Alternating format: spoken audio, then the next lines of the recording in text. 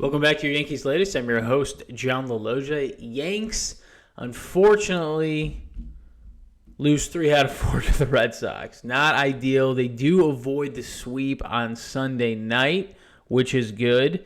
But that's probably the only thing that is good that happened with the series. We're going to recap it for you now, but it's just frustrating. It's not just they lost, it's the way they lost. They lost in a variety of ways that are just the worst. So they get blown out in game 1, 12-1, which is killer.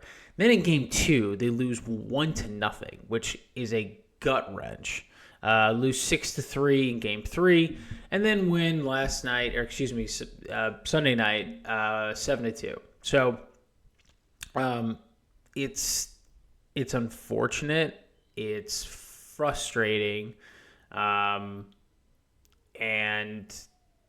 I feel like the Red Sox, they were close, like the Yankees were playing better baseball. The Red Sox weren't playing well, and then kind of coming back, and you really didn't know like where these teams stand. Unfortunately, the Red Sox know that they can beat the Yankees, and unfortunately, they know the recipe on how to beat them, which is essentially they're going to beat themselves. They're going to make errors. All you have to do is make contact. I mean, it's the same thing we saw last year. I've been talking about this relentlessly. It seems they've learned nothing from the World Series loss, and it sucks. It's a bummer. It's become a problem. We knew this was a problem, and we keep seeing the same problems time and time again.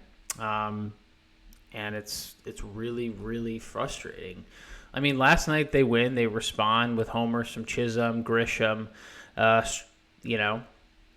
strong outing by Carlos Rodon, who held Boston to 1 hit in 5 2/3, which is great, and they win 7-2. But the feeling, even after a win on Sunday Night Baseball, is they can't beat the Red Sox, and they can't beat good teams. They'll beat up on the White Sox. They'll beat up on the Rockies. But when it comes to the Blue Jays, the Red Sox, are teams that have some clout, they cannot win, and it's really frustrating. And it seems to me that they all the pressure is on them. They, especially when they know they're playing a good team, that this team is going to hit the ball, they're going to put in play, and they're going to have to make the Yankees make plays and not overthrow the ball at first base. I couldn't believe Volpe got benched after making so many errors. I couldn't believe Aaron Boone finally did it, but he did. Because this is not a serious team. They don't play a clean game. They do make errors, and no one takes them seriously, and it's a huge problem.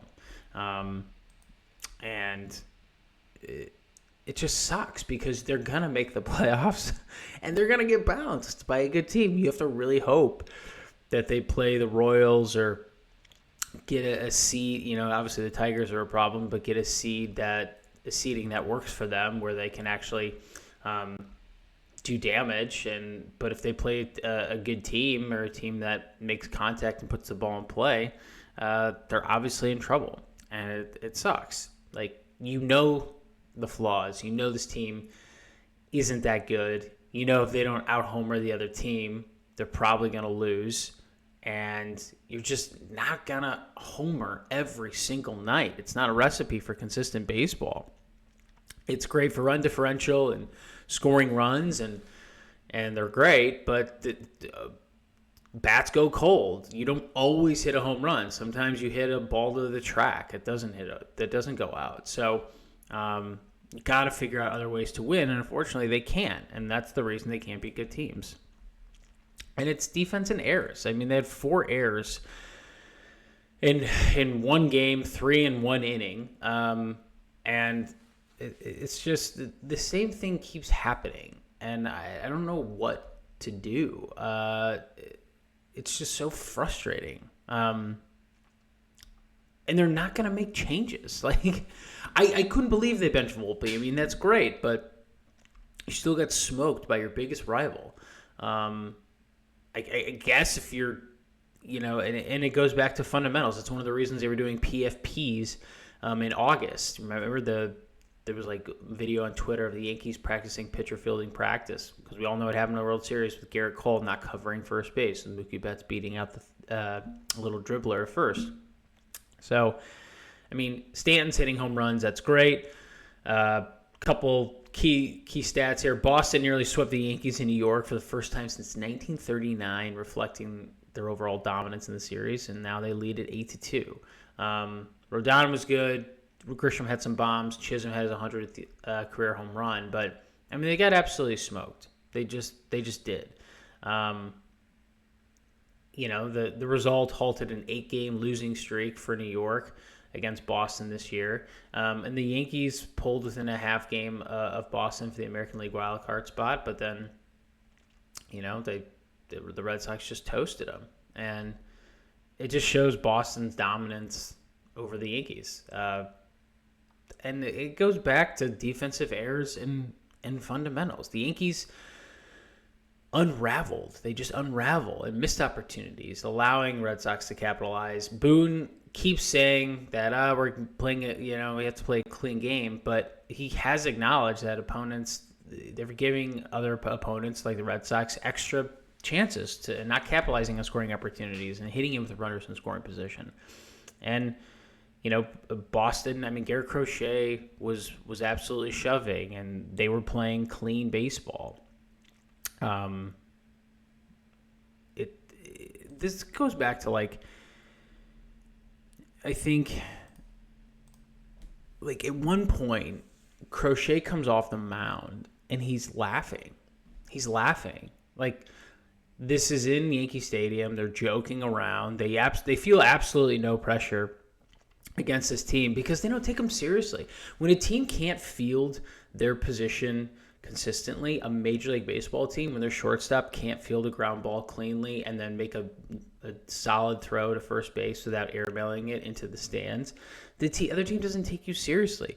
No good teams take the Yankees seriously because I think there's such a simple formula of how to beat them, which is make contact, put the ball in play. This team's going to beat themselves. They are.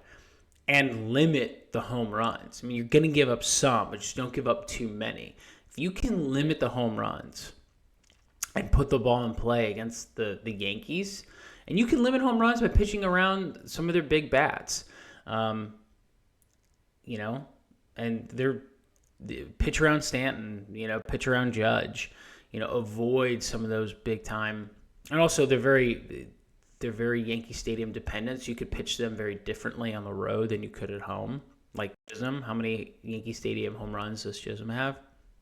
But, Crochet strikes out. I think it was Austin Wells and a slider at 84, and he's just laughing. No one takes this team seriously. No good team takes this team seriously because they're the same team they were last year. They hit a bunch of home runs. They're poor defensively. They're not good at running the bases, and they make a ton of errors. So all you have to do is limit the home runs, make contact, and you're going to beat this team. And it's super frustrating. It's sad, it's so deflating. I don't care they won Sunday. I know they're going to get in the playoffs, and I know they're going to face a good team and lose the same way they lost to the Dodgers and the same way they lost 3 out of 4 to this Red Sox team. It sucks. It's frustrating, but it's over. They can't make any more changes. Schlittler is great. I think he should be your number 2 between the two lefties, Fried and Rodon, just to mix it up. That's a silver lining, but this team keeps losing, and they keep losing the same way, and the Red Sox are laughing at them. Sorry, this is a more hopeful pod, but it's just they got to figure it out. That's been your Yankees Latest. I'm your host, John Laloggia.